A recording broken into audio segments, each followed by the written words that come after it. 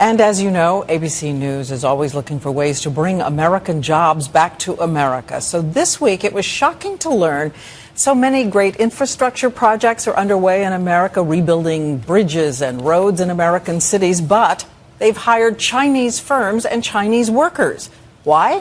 2020 anchor Chris Cuomo is the captain of our Bringing America Back team, and he decided to track down those people who made these decisions.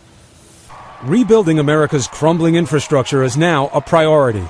Help us rebuild this bridge. Help us rebuild America. Help us put construction workers back to work.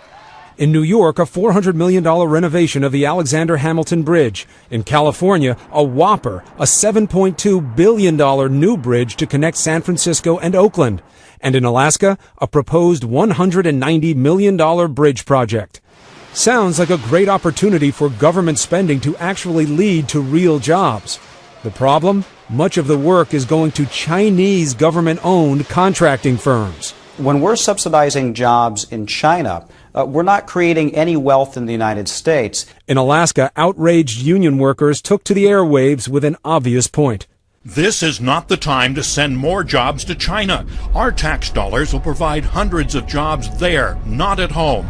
U.S. law actually requires major infrastructure projects to buy America when the cost difference is reasonable. In California, U.S. firms say they would have met those guidelines, but state officials decided to turn down federal money for a major part of the bridge, allowing a Chinese company to get the job at a cost of almost 3,000 American jobs and a potential $1 billion boost to the struggling California economy. It would have had a multiplier effect because it would have not only given thousands of Californians jobs, but also the subsequent spending would have been reinvested back in our economy. Is this the best way to bring America back? We went to California officials who claim the Chinese could do the work faster and cheaper. Why can't the Americans do it as quickly as the Chinese? What makes them so special? One issue that you will consistently hear every time you go to a fabrication site in this country is that they struggle at this point in time to obtain welders. That is an issue in this country. So can you say that you guys have done everything you can to keep jobs here in building this bridge? Absolutely.